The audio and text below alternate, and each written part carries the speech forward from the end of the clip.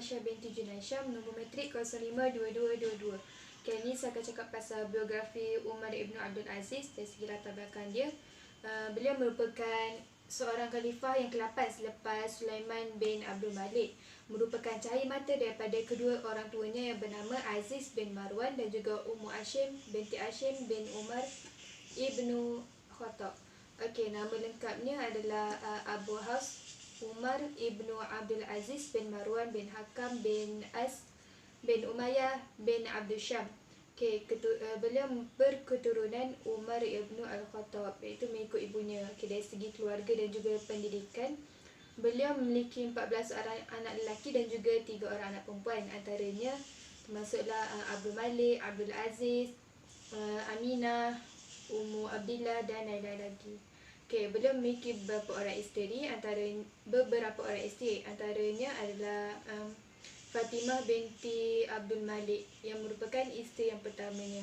Okey, beliau menumpukan dirinya dalam bidang keilmuan daripada menyibukkan diri dalam urusan jabatan dan juga kekuasaan. Okey, beliau juga telah meminta bapanya Abdul Aziz bin Marwan agar memberi keizinan kepadanya untuk berjalan jauh bagi menuntut ilmu di Madinah dari segi akhlak dan juga adab daripada para fuqaha. Pembahasan khalifah pula, beliau telah dilantik ketika berumur 39 tahun. Pembahasan adalah melalui perbincangan antara Khalifah Sulaiman bersama menteri yang dipercayainya iaitu Raja bin Haywah. Okey, sebelum Khalifah Sulaiman meninggal dunia, beliau telah menulis dalam sepucuk surat. Pada hari nama Umar dalam sepucuk surat. Okay, pada hari Khalifah Sulaiman meninggal dunia, semua orang telah berkumpul di Masjid Damaskus dan surat wasiat tersebut telah dibuka. Namun, Umar terkejut akan keputusan itu, lalu mengumpulkan orang ramai di masjid untuk menunaikan solat serta menyampaikan pidato. Okay, dalam pidato tersebut, beliau telah memberi peluang kepada orang yang hadir untuk memilih khalifah yang mereka suka. Akan tetapi, orang yang hadir pada hari tersebut tetap memilih Umar sebagai pengganti kepada khalifah mereka. Okay, dari segi kelahiran dan juga kewafatan, beliau telah dilahirkan pada tahun 61 Hijrah di kota Madinah dan wafat pada umur 40 tahun. Okay, tetapi ada riwayat yang mengatakan bahawa beliau telah meninggal di Kanasirah dan kembali ke rahmatullah pada 20 Rejab 11 Hijrah ketika berumur 36 tahun lebih gitu. Lepas tu, ada juga riwayat yang menyebutkan bahawa Umar meninggal dunia kerana diracun oleh pelayan yang diupah oleh kalangan Bani Elit Umayyah yang tidak menyukainya. Beliau telah menderita selama 20 hari akibat menahan sakit daripada racun tersebut sehinggalah tiba pada hari kematiannya. Ketahui Umar Abdul Aziz telah melakukan banyak pembaharuan dari segi pemerintahannya. So, sekarang ini saya akan terangkan perubahan umum dari segi politik. Yang pertama, beliau telah mentadbir kerajaan Bani Umayyah berdasarkan Al-Quran dan Hadis. Sebagai contoh, beliau telah mengetatkan peraturan kepada semua pegawai dan kaki tangan kerajaan agar menjalankan tanggungjawab berlandaskan Al-Quran dan Hadis. Yang kedua, beliau telah menghapuskan perbezaan antara khalifah dengan rakyat, seperti melaksanakan hubungan antara rakyat bersama khalifah tanpa mengira status yang dimiliki oleh mereka. Yang ketiga, beliau telah menghapuskan segala bentuk kezaliman yang dilakukan oleh pemerintahan Bani Umayyah sebelum ini. Yang keempat, beliau telah menjalankan proses pembersihan diri dan keluarganya yang banyak dipengaruhi oleh kemewahan hidup. Yang kelima, beliau telah memecat pegawai yang melakukan kezaliman atau tidak mengikut ajaran daripada Al-Quran dan Hadis. Yang keenam, Khalifah Umar Abdul Aziz telah membahagikan wilayah-wilayah Islam kepada 5 daerah. Tujuannya adalah untuk melecehkan pentadbiran. Yang ketujuh, beliau telah membentuk pelbagai jabatan, antaranya Jabatan Cukai, Jabatan Pertahanan, Jabatan Penerangan dan lain-lain lagi. Yang last sekali, beliau telah menjadikan bahasa Arab sebagai bahasa rasmi kerajaan. Namun demikian, bahasa lain juga turut digunakan. Bismillahirrahmanirrahim. Assalamualaikum warahmatullahi wabarakatuh. Nama saya Nikmatullah Tuan Fuad, matrik 052215. Pada hari ini saya akan menyambung dengan menceritakan tentang pemerintahan Umar Abdul Aziz.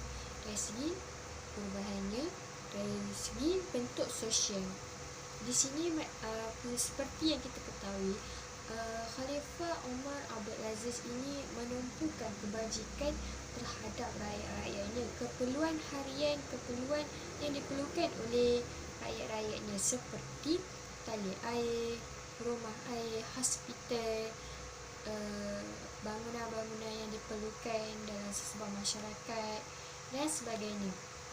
Yang kedua, baginda juga menggalakkan rakyat-rakyat masyarakat pada waktu tersebut untuk menuntut ilmu pengetahuan dengan lebih mendalam. Itu yang kedua. Yang ketiga, beliau juga berjaya mengurangkan permusuhan daripada pihak Ahlul Bait dengan Syiah, di mana seperti yang kita tahu, mereka mempunyai perbezaan pendapat yang menimbulkan permusuhan di antara mereka. Dengan itu, Khalifah Umar Aziz ni mengadakan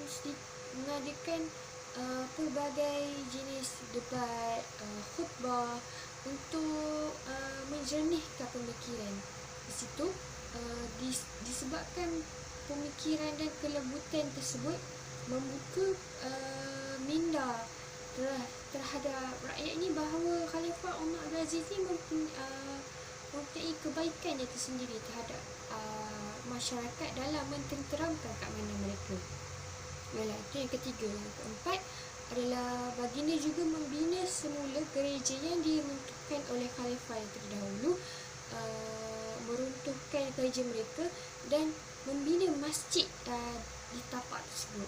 Khalifah Umar mengambil keputusan untuk membiarkan masjid tersebut dan membina gereja pada kawasan yang sama. Itu daripada segi perubahan sosial. Dari segi perubahan ekonomi pula, baginda membantu masyarakat dari segi menyara kehidupan masyarakat, terutama yang fakir, yang miskin. Dengan daripada itu juga, yang kedua, beliau juga mereformasi sistem kewangan. Daripada sistem kewangan ni, baginda mereformasi terhadap 3 kategori, iaitu pajak, jizyah dan syawafi. Baiklah, yang ketiga, hasil negara juga dibelanjakan untuk kegunaan rakyat. Beliau tidak menumpukan terhadap pengumpulan harta-harta yang tiada guna, yang hanya dikumpul semata. Setelah itu, baginda juga menumpukan dalam pembukuan hadis-hadis, langkah-langkah pembuka hadis, kerana baginda ini mementingkan nas dan hadis, di mana melalui langkah pembuka hadis itu dilalui oleh 3 tingkat, iaitu yang pertama, baginda memilih ulama yang terbaik bagi menulis hadis yang terbaik. Yang kedua, baginda juga menasihatkan agar pembukuan hadis itu dilakukan dengan teliti dan baik. Yang ketiga, baginda juga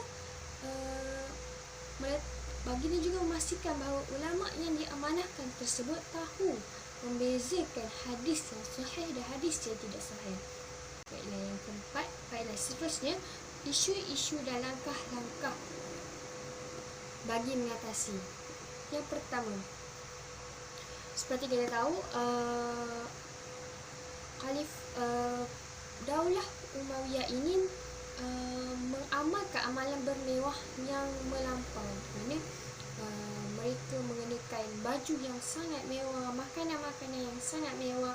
Di situ baginda ingin mengubah amalan yang diamalkan oleh masyarakat, iaitu dengan melalui perubahan pada dirinya sendiri, di mana baginda melepaskan pakaian-pakaian bermewah-mewah tersebut, makanan-makanan yang terlalu banyak. Baginda mengurangkan daripada diri, baginda melakukan perubahan pada diri dia, dan juga baginda juga memulangkan harta-harta yang diberi oleh kerajaan terhadap khalifah-khalifah yang dilantik. Baginda juga membubarkan pengawal-pengawal peribadi dan dan bawa mereka masuk ke unit tentera. Yang ketiga, baginda juga menarik hukuman zalim yang dikenakan terhadap para pesalah, dan juga dengan bagaimana baginda memecat pegawai-pegawai yang zalim dan menukarkan dia dengan pegawai-pegawai yang alim. Yang keempat, baginda juga berusaha untuk menukarkan sikap borosnya terhadap harta oleh ahli keluarga Umayyah ini, dengan memulangkan kembali harta-harta tersebut. Baiklah, kesimpulannya, sikap yang ada pada diri Khalifah Umar Abdul Aziz ini adalah sikap yang takwa terhadap Allah, melembutkan hati-hati masyarakat untuk menerima bentuk pentadbiran tersebut. Malah sikap baginda yang mementingkan keadilan sosial berbanding dengan kemewahan terhadap kerajaan, membuka hati para rakyat ini untuk menerima Khalifah Umar ini sebagai pemimpin.